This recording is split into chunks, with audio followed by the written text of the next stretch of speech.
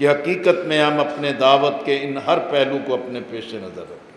محض یہ نہیں ہے کہ دعوت اس چیز کا نام ہے کہ عبادت کر لیں، نماز باقاعدگی سے پڑھ لیں، ذکر اور اذکار کر لیں، یہ بھی لازمی چیز ہے۔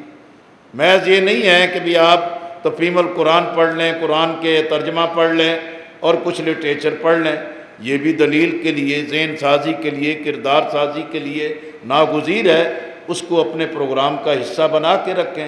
لیکن اس کے ساتھ ساتھ ایک تنظیم کی حیثیت سے، عوامی تنظیم کی حیثیت سے، انقلابی اور نظریاتی تنظیم کی حیثیت سے ہم اس چیلنج کو سمجھیں کہ اس ملک کو، اس معاشرے کو تباہ کیا جا رہا ہے، اور اس ملک کے اندر جو مقتدر طبقات ہیں وہ اپنی ذات کی، اپنی اغراض کے لیے اپنے آپ کو بالابدست بنا رہے ہیں، آئین کو پامال کیا جا رہا ہے، عدالت کی آزادی کا سر قلم کیا جا رہا ہے، قومی وسائل پر لوٹ مار ہے، اور ایک لوٹ مچی ہوئی ہے۔ ابھی وزیر دفاع نے کہا کہ بیوروکریسی جو ہے کہ پرتگال کے اندر بڑے بڑے جو ہے کہ مالات خرید رہی ہیں، جائیدادیں بنا رہی ہیں۔ کون ان کو پوچھنے والا ہے؟ کون ان کا احتساب کرنے والا ہے؟ ہم ایک مرتبہ قومی اسمبلی میں پبلک اکاؤنٹس کمیٹی کے ممبر تھے، حمزہ صاحب مرحوم اس کے چیئرمین تھے، ہمارا آپس میں بہت اچھی ایکویشن تھی، جی ایچ کیو کی پڑتال تھی، اس کا آڈٹ تھا، اور طریقے سلیقے سے ہم نے کہا کہ دیکھیں قوم کے سامنے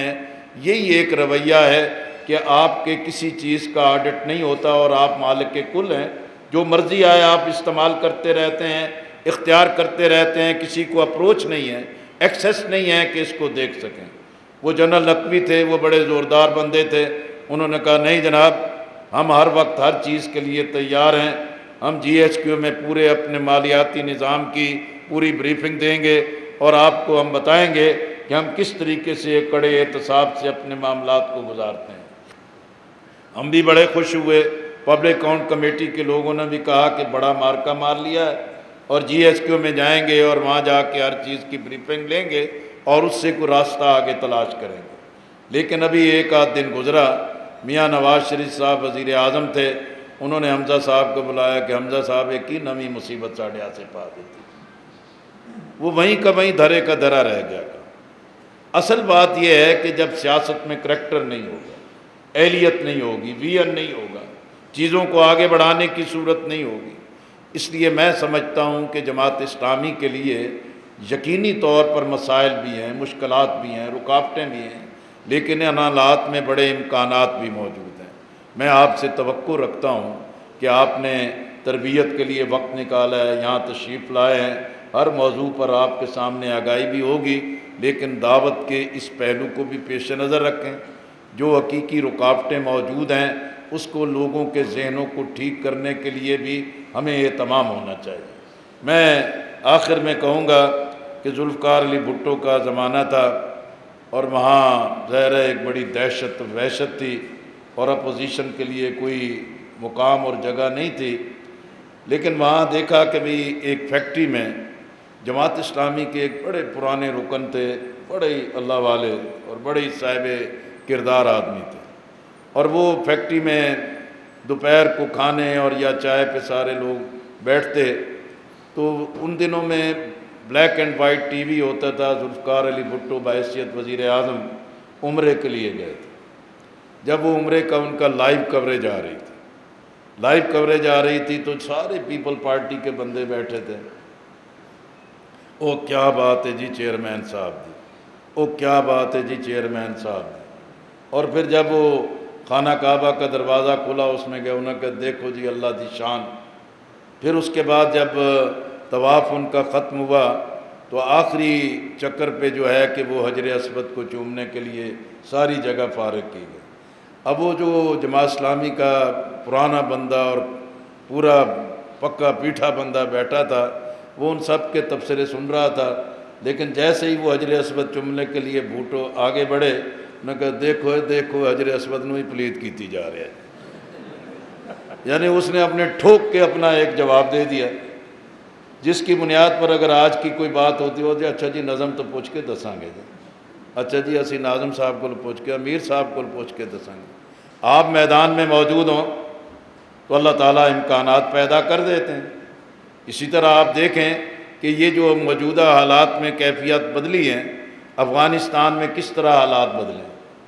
غزہ میں بڑی قربانیاں ہو گئی ہیں۔ ٹرمپ آج ابراہیم اکارڈ کی بات کرتا ہے، غزہ کو ہڑپ کرنے کی بات کرتا ہے۔ انشاءاللہ یہ کوئی مرحلہ ان کے لیے آسان نہیں۔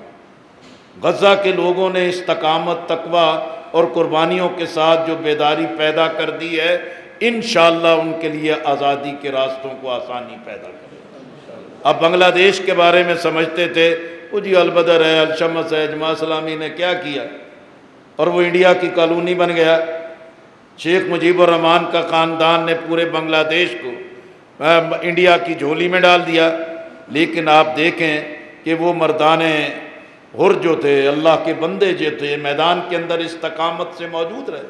پلک جھپکتے حالات تبدیل ہو گئے۔ یہ مارکہ حق جو ہے، بنیان مرصود جو ہے، لوگ تو یہی سمجھتے تھے کہ یہ مام دست و گریبان ہے،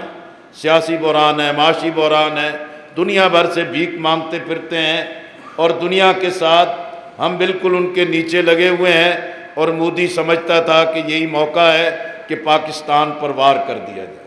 لیکن پھر نظریے کی طاقت زندہ ہوئی، پھر قوم نے اتحاد کا مظاہرہ کیا، اللہ نے عزت دی ہے، پاکستان کو عزت ملی۔ اسی طرح ایران کو سمجھتے تھے کہ شیعہ ریاست ہے اور کوئی بھی سنی اس کا ساتھ نہیں دے گا، اور اسرائیل اور امریکہ نے حملہ کر دیا۔ لیکن عالم اسلام نے اپنی بقا، اپنے تحفظ کے لیے ایک درست راستہ چنا، جس سے اسرائیل اور امریکہ کو بالکل ایک پسپائی کا سامنا کرنا پڑا۔ لیکن میں سمجھتا ہوں کہ جہاں تعصبات ہیں، جہاں قدورتیں ہیں، جہاں نفرتیں ہیں، اس کی بڑی دیواریں کھڑی کی۔ لیکن اگر آج اسی بنیاد پر ایران میں عمارتیں گر سکتی ہیں، تل ابیب میں عمارتیں گر سکتی ہیں، عراق میں عمارتیں گر سکتی ہیں، پاکستان پہ مختلف عمارتوں پہ حملہ ہو سکتا ہے، اور انڈیا کے رافیل گر سکتے ہیں، اگر ہم یہی جذبہ پیدا کریں تو انشاءاللہ یہ تعصبات کی دیواریں بھی گریں گی، اور لوگوں کے اندر یہ اتحاد کا جذبہ ایک وسعت اپنے اندر پیدا کرے گا۔ میری دعا ہے کہ اللہ تعالی ہم سب کو اس بات کی توفیق دے کہ ہم دعوت دین کے بارے میں مخلص ہو جائیں، کامل یقین کے ساتھ ہم لوگوں سے اخلاص کے ساتھ رابطہ رکھیں، لوگوں سے نفرت نہ کریں۔ ہماری دعوت کا یہ طریقہ بن گیا ہے، کسی سے بات کرنے جاتے ہیں، آگے سے کوئی مسلم لیگی ٹکر جاتا ہے، کوئی پپلیا ٹکر جاتا ہے، کوئی پی ٹی آئی والا ٹکر جاتا ہے۔ جب ہم بحث میں 2 قدم آگے نہیں بڑھتے تو کہنا وہ تسی تے ہے گئی چور ہو جائے، تسی تے ہے گئی چوراں دے ساتھی ہو۔ یعنی دعوت تو ہمیں یہ کہتی ہے، اب وقتی طور پر آپ کی بات کوئی نہیں سن رہا تو سلام کر کے واپس آ جائیں، پھر معاملہ تلاش کریں، پھر تنہائی کے ساتھ بیٹھیں اور اس کو قائل کرنے کی کوشش کریں۔ تو اس لیے دعوت دین کے حوالے سے خود ہمیں اپنے رویوں کو بھی درست کرنا ہوگا اور ان معاملات کی اصلاح کرنی ہوگی۔ وآخر دعوانا ان الحمدللہ رب العالمین۔